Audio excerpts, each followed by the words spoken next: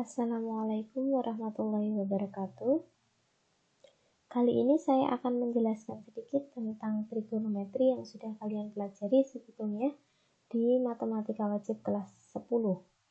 Nah, karena untuk menunjang materi vektor di matematika peminatan, maka di sini akan saya jelaskan sedikit cara menentukan nilai dari trigonometri.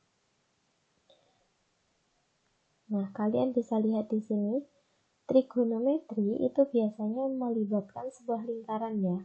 Kalian pasti sudah paham, kalau dari sini sampai sini, itu kan di sini 0 derajat, di sini 90 derajat, kemudian sampai di sini 180 derajat, dan sampai sini 270. Kemudian kembali ke 0 itu 360 derajat. Nah, kalau untuk 0 sampai 90 derajat, saya yakin kalian sudah hafal nilai dari sudut-sudut istimewa pada 0 sampai 360 derajat, saya yakin sudah hafal. Tapi di sini saya akan lampirkan ya. Nah, ini. Jadi kalau sudut sin konstan di 0 sampai 90 itu nilainya ini. Ya, nanti kalian bisa baca sendiri ya. Oke, itu untuk kuadran 1. Nah, untuk trigonometri, itu suatu lingkaran itu dibagi menjadi 4 buah kuadran. Dari 0 sampai 90 derajat namanya kuadran 1, 0 sampai 90. Jadi yang sudah saya ketahui di sini ya. Kemudian dari 90 sampai 180 itu namanya kuadran 2. Dari 180 sampai 270 ini namanya kuadran 3. Dan yang terakhir dari 270 sampai 360 itu namanya adalah kuadran 4. Nah, untuk nilainya sendiri kan agak sulit ya untuk menghafalkan dari 0 sampai 360. Yang seperti ini kan agak sulit. Nah, maka dari itu kita akan menggunakan rumus yang nanti akan kita pelajari per kuadran. Nah, sekarang untuk kuadran 1. Kuadran 1 itu nilainya kan kita lihat di sini, nilai di kuadran 1 itu kan semuanya positif ya. Maka di sini akan saya tulisi semuanya positif, berarti all positif. Nah, itu yang perlu kalian ingat. Kemudian di kuadran kedua, yang positif adalah sin. Jadi hanya sinnya aja yang positif. Selain itu, negatif. Apa berarti yang negatif? Cos negatif. Kemudian tan juga negatif.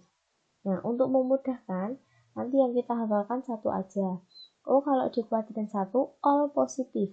Kalau di kuadran 2, sin positif. Kalau di kuadran 3, yang positif adalah tan. Nah, gitu ya. Terus yang terakhir di kuadran 4, yang positif adalah cos. Oke, bisa hafal ya. Untuk di kuadran 1, all positif. Kuadran 2, sin. Kuadran 3, tan. Dan kuadran 4 adalah cos. Nah, langkah pertama seperti itu dulu. Kemudian untuk menentukan nilai di kuadran 1 itu kan kita sudah hafal, sudah ada di sini. 0 derajat itu cosnya 1, 30 derajat itu setengah akar 3, 45 itu setengah akar 2, 60 itu setengah, 90 itu 0, gitu kan? Nah, ini untuk yang di kuadran 1. Kemudian untuk yang di kuadran 2 gimana? Nah, di sini. Kuadran 2.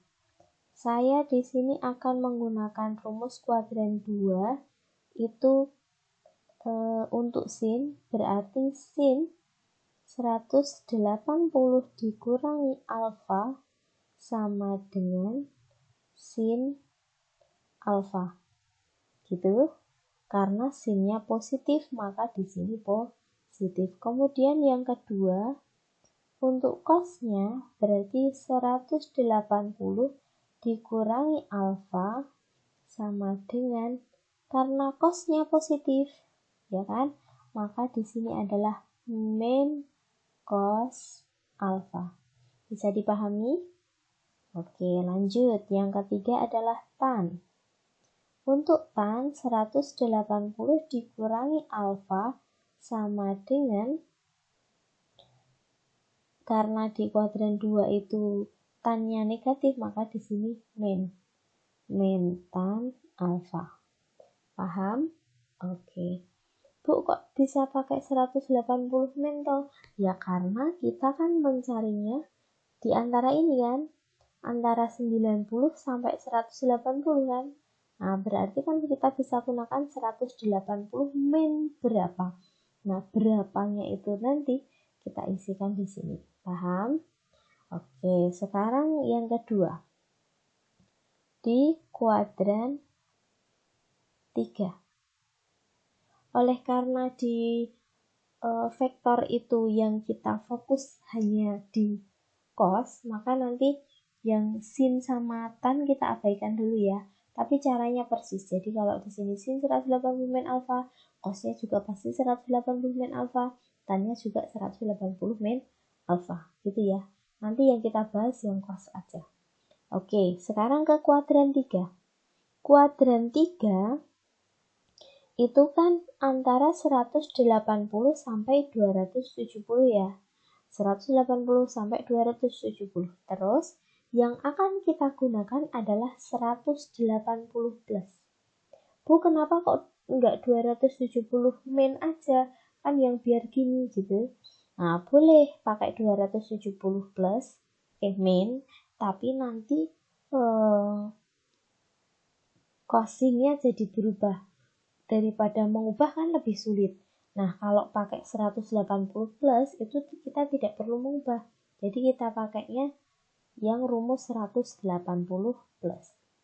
Kita ambil cosnya ya. Sinnya sudah paham lah. Sekarang kita ambil cosnya. Cos 180 min alfa sama dengan. Nah, sekarang kita lihat. Di kuadran 3 itu yang positif apa? Hanya tan. Berarti cosnya nilainya negatif. Berarti ini nanti jadinya min cos alfa. Paham? Oke, kemudian yang terakhir. Yang terakhir di kuadran 4. Di kuadran 4 itu kan antara 270 sampai 360. Bu, mau pakai 270 plus boleh nggak? Boleh.